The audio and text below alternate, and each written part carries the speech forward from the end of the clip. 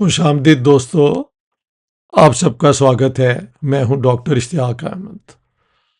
हमने एक सीरीज जो इंडिया की पार्टीशन पे बनाई थी वो ख़त्म हो गई by presenting the position of the Indian National Congress.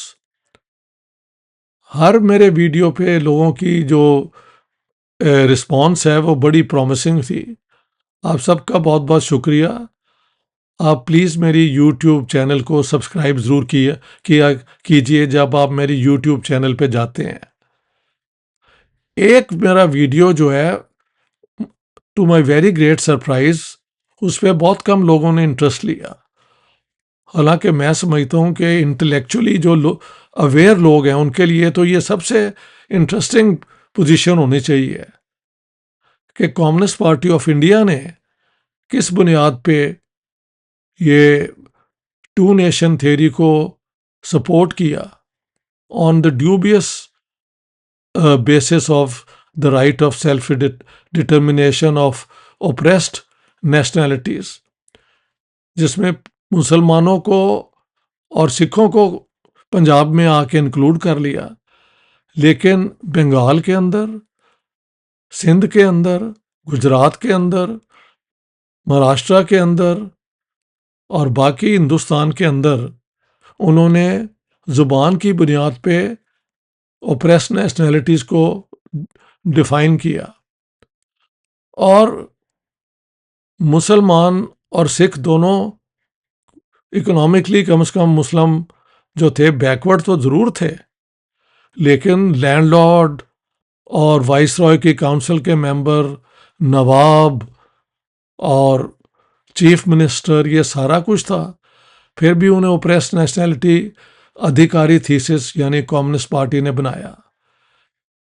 लेकिन दलित जो हैं, जो सबसे ज़्यादा हिस्टोरिकली ओप्रेस्ड हैं, उनको डॉक्टर अधिकारी ने ओप्रेस्ड नेशनैलिटी में प्लेस नहीं किया, which I think is a scandal. तो दोस्तों, मेरी फिर रिक्वेस्ट है, please go and listen to my video on the Communist Party of India's position on the partition, और उसमें इंटरेस्ट शो कीजिए। बाकी हर वीडियो जो है उसको रिस्पॉन्स बड़ा रीजनेबल आया है। मैंने ऐलान किया था कि अब हम प्रिंसली स्टेट्स पे आ जाएंगे, लेकिन एक बहुत बड़ा इवेंट दुनिया में हुआ है जिस पे बात होनी बड़ी लाजमी है, और वो है कि एक सीज फायर जो हुई USA Israel on one hand और दूसरी तरफ ईरान की जंग में, फिर जो सीज फायर हुआ उसके बाद अब एक मेमोरेंडम ऑफ अंडरस्टैंडिंग साइन हुआ है, जिसके मुताबिक ये जो 14 पॉइंट्स हैं, 14 पॉइंट्स, इनको 60 दिन के अंदर अंदर एक ट्रीटी में, समझौते में बना दिया जाएगा, कन्वर्ट कर दिया जाएगा, और वो फिर यूनाइटेड नेशंस के सिक्योरिटी काउंसिल के एक रेजोल्यूशन के जरिए इंटरनेशनल लॉ का हिस्सा बनेंगे। तो इस सारे MOU में ईरान की बहुत बड़ी फतह है। It's a great victory for Iran. बहुत बहुत मुबारक हो ईरान को इस MOU में अपनी कई शर्तें मनवाने में, और पाकिस्तान को भी मुबारकबाद देनी चाहिए कि ये जो MOU साइन हुआ electronically. Bush was in Europe, president of Iran was in Tehran, and prime minister of Pakistan Shehbaz Sharif was in Islamabad. इन तीनों ने सिग्नेचर किए हैं एक जगह बैठ के नहीं, बट थ्रू इलेक्ट्रॉनिक मीन्स, लेकिन सिग्नेचर हो गए हैं। तो जो पाकिस्तान ने शुरू किया था, कहना चाहिए कि ये इस्लामाबाद ही के ज़रिए ये मेमोरेंडम का आगाज़ हुआ। तो पाकिस्तान को भी बहुत बहुत मुबारकबाद। अब हम आ जाते हैं कि इस MOU में क्या क्या चीज़ों पे सम अग्रीमेंट हुई है, क्या क्या चीज़ें इसका हिस्सा है। तो सबसे पहले इसमें जो अग्री हुआ वो है the United States of America and the Islamic Republic of Iran and their allies in the current war, by signing this MOU, declare the immediate and permanent termination of military operations on all fronts, including in Lebanon, and undertake from now on not to initiate any war or any military operation against each other, and to refrain from the threat or use of force against each other, and ensuring the territorial integrity and sovereignty of Lebanon. ये मैं समझता हूँ बहुत बड़ी बात है, बहुत बड़ी ईरान की विक्ट्री है। इसका मतलब हालांकि उसमें इज़राइल का जिक्र नहीं है डायरेक्ट, लेकिन कहा गया है कि ईरान और अमेरिका के एलाइज भी इन चीज़ों को मानेंगे, जो कि इज़राइल जिसने ये जंग शुरू करवाई थी, नेतन्याहू ने कहा है कि जी हम जो है लेबनान में जो हमने ये ऑपरेशन शुरू किया हुआ है ये तो हमने ख़त्म नहीं किया, और वो इसको हर रोज़ सैबोटाज करने की कोशिश कर रहे हैं by continuing with the war there. तो ऑलरेडी इस MOU की वायलेशन इसराइल की, नेतन्याहू की राइट विंग जायनिस्ट जो एक फैशिस्ट रेसिस्ट एक हुकूमत है वो कंटिन्यू करती है, and this should be condemned unreservedly. अगली शिक है कि यूनाइटेड स्टेट्स और ईरान जो हैं वो एक दूसरे की टेरिटोरियल इंटेग्रिटी और सॉवरेनिटी को रिस्पेक्ट करेंगे, ऑब्वियसली। कि 60 दिन के अंदर एक ये सीज फायर होगा और फाइनल डील होगी 60 दिनों के बाद। जैसे ही MOU अब साइन हो गया, जो हो गया है, तो यूनाइटेड स्टेट्स अपना ब्लॉकेड में ईरानी पोर्ट्स का ख़त्म कर देगा, और ईरान जो है वो हॉर्मुज, स्टेट ऑफ हॉर्मुज में ट्रैफिक जो है वो पीसफुली आने जाने देंगे, और उन पे जो ये ईरान ने कहा था टैक्स लगाएगा वो भी शिक ईरान माना है कि वो नहीं लगाएंगे।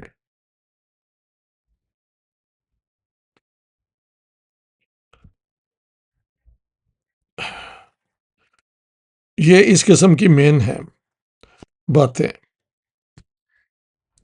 जो सबसे बड़ी ईरान की विक्ट्री है वो ये है, the United states of America undertakes with regional partners to develop a definitive, mutually agreed plan with at least 300 billion US dollars for the reconstruction and economic development of the Islamic Republic of Iran. अब ये तो मैं समझता हूँ Iran ने जो बात मनवा ली है इसका जवाब ही नहीं है।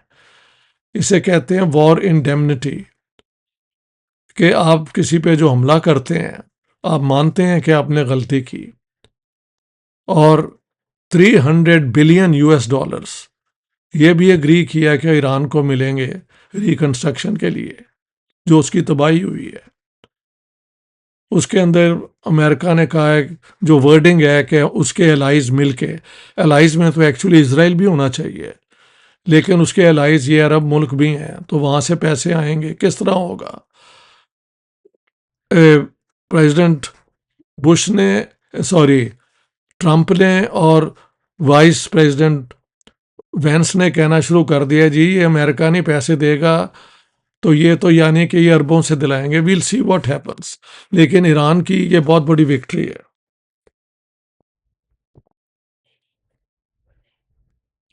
सारे नेक्स्ट विक्ट्री ईरान की, सारे सैंक्शन जो ईरान पे लगाए गए वो ख़त्म होंगे।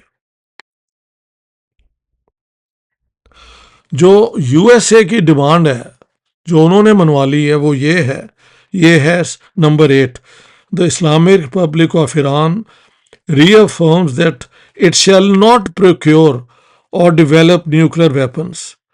The United States of America and the Islamic Republic of Iran have agreed to resolve the disposition of stockpiled enriched material pursuant to a mechanism that will be mutually agreed upon in accordance with the schedule mentioned in paragraph 7, with the minimum methodology or so, or with the supervision of the international atomic organisation जो है उसके जरिए।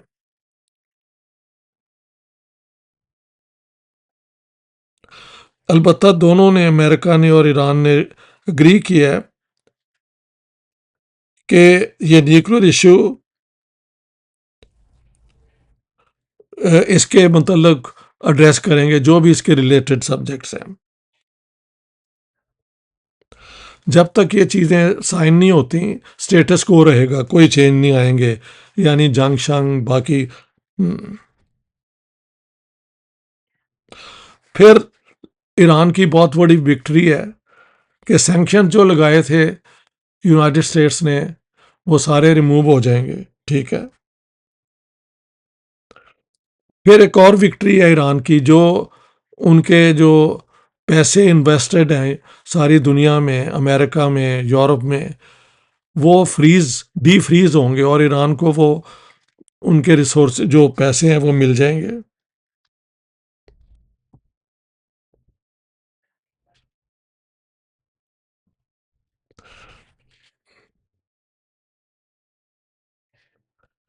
और एक executive mechanism बनेगा इस MOU के मुताबिक जो सुपरवाइज करेगा कि ये जो अग्रीमेंट होगी, हाँ जी, 60 दिन के बाद वो रिस्पेक्ट हो आने वाले वक्त के साथ भी। The final decision of will be endorse by 60 days के बाद by a binding united nation security council resolution.